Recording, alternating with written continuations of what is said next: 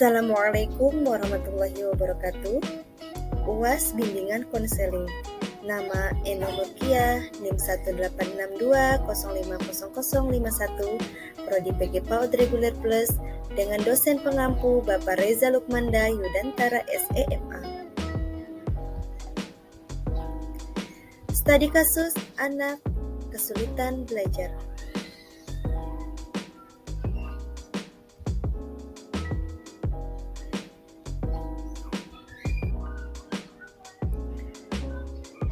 Seringkali pendidik dihadapkan dengan sejumlah karakteristik peserta didik yang beraneka ragam, dan tidak semua peserta didik mendapatkan hasil yang diharapkan. Kesulitan belajar merupakan masalah yang kompleks dan sering membuat pendidik, bahkan orang tua bingung mencari penyelesaiannya. Kesulitan belajar banyak ditemui dalam sekolah pendidikan anak usia dini. Ada beberapa tahap penelitian. Yang pertama, kasus yang ditemui. Kedua, faktor penyebab anak kesulitan belajar. Ketiga, analisis dan solusi.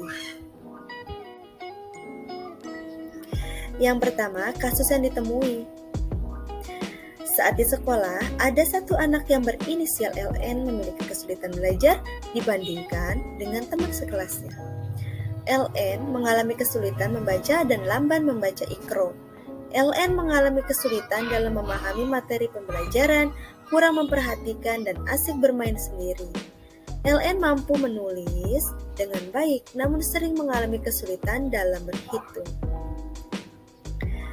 Dan yang kedua, faktor-faktor penyebab kesulitan belajar anak. Yang pertama, faktor internal. Yang kedua, faktor eksternal.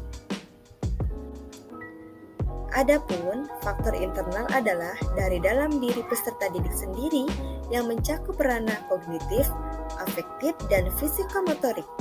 Dan yang kedua, faktor eksternal adalah yang berasal dari luar atau lingkungan, baik dari lingkungan keluarga, lingkungan masyarakat, atau teman sepermainan dan lingkungan sekolah. Dan inilah upaya mengatasi anak kesulitan belajar.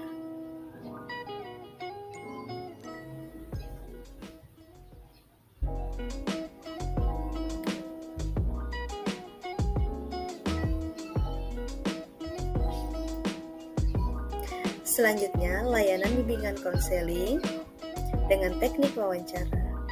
Sebagai guru, alangkah baiknya kita memberikan beberapa pertanyaan kepada orang tua murid sebagai sarana tindak lanjut dalam layanan pembelajaran di sekolah untuk lebih mengetahui perkembangan anak belajar dan lingkungan sekolah maupun di luar sekolah.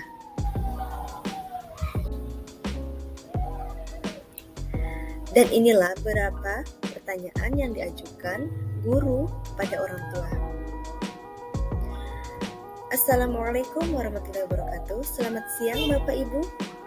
Sebelumnya kami mohon maaf kepada Bapak, Ibu karena kami akan memberikan beberapa pertanyaan kepada Bapak dan Ibu terkait perkembangan belajar Ananda LN di rumah.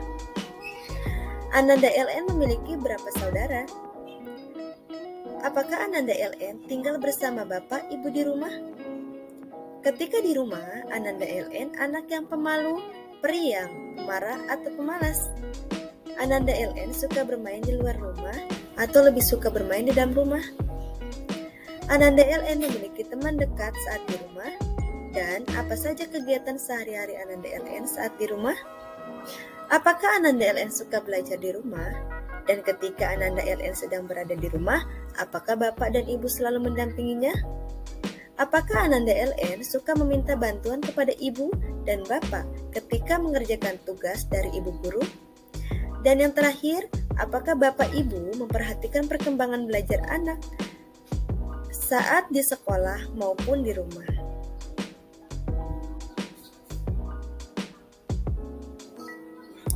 Selanjutnya, analisis saat mewawancarai orang tua.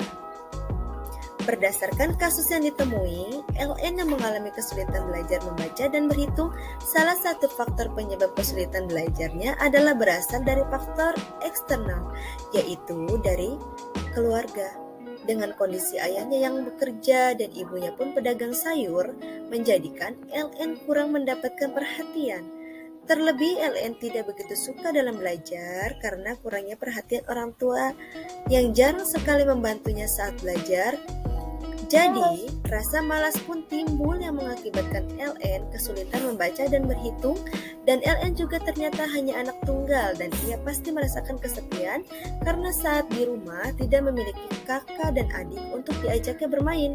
Kesehariannya hanya bersama sang nenek. Mungkin inilah faktor LN menjadi anak yang mengalami kesulitan belajar karena jarang mendapatkan perhatian dan jarang berkomunikasi oleh orang tuanya.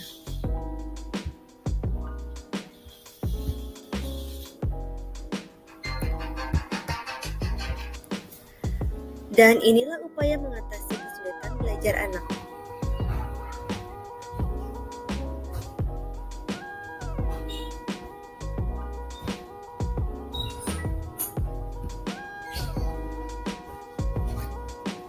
Selanjutnya adalah kesimpulan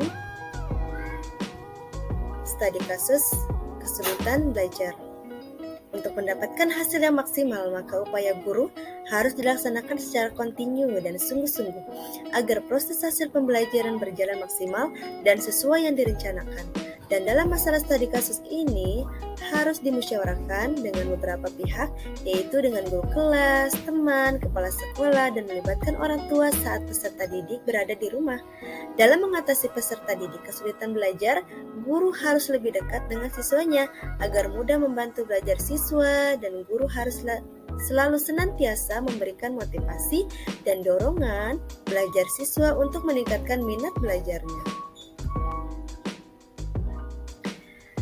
Ada beberapa saran. Yang pertama, hendaknya kepada guru-guru agar lebih mengefektifkan proses belajar mengajar di dalam kelas dan menggunakan metode dan media yang mudah dipahami.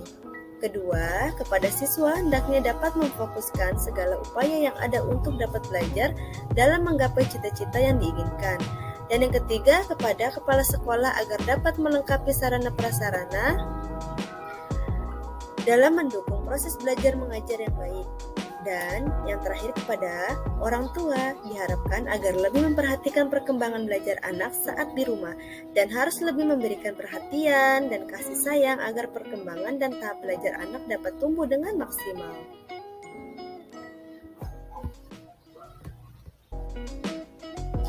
Terima kasih. Mohon maaf apabila ada kesalahan. Assalamualaikum warahmatullahi wabarakatuh.